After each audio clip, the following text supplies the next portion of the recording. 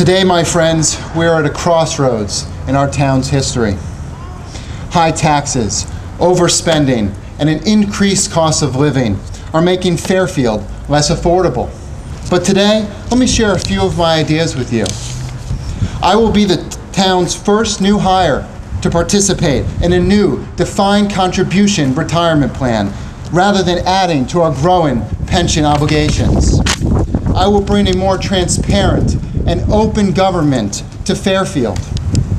I will reduce our operating budget through increased partnerships with the private sector and our nonprofit communities. I believe we can properly fund our schools and still keep taxes and the overall budget in check by focusing hard-earned tax dollars on the areas where our children benefit most.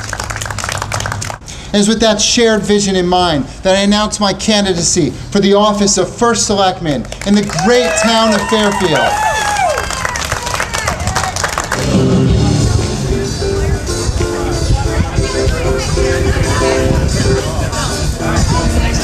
You know, do you think age is going to be an issue? You know, because you're 28, right? You know, so they can bring it up, but I think that it's an asset to the town. Yeah. I think that my age can truly serve as a benefit. And what's most important is that David has the intellectual maturity and the discipline to be First Selectman. This is Michael Hurley, and most of you know from the RTM, who's a senior advisor on the campaign. What were people asking you to run for? Was there a particular need or reason for the town? Yeah, I certainly. Obviously, finance is one of the #1 concerns people have. But with that, and as I speak of my long-term plan and the vision, people are concerned that we've gone through a period of time where we've done so many things, but the way that it was managed and where we've led the town to is going to stifle that growth for our community.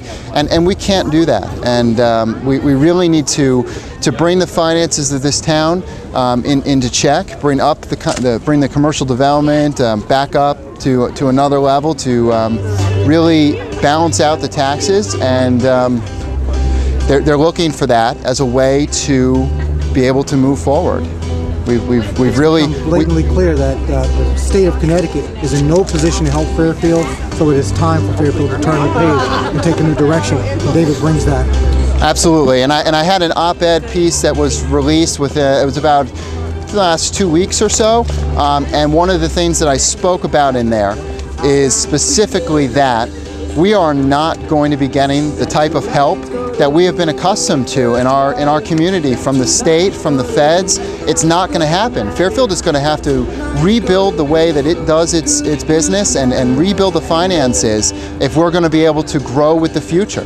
So that's priority #1, and then obviously following behind there is being able to, like I mentioned in my announcement speech, we have really a growing population of students.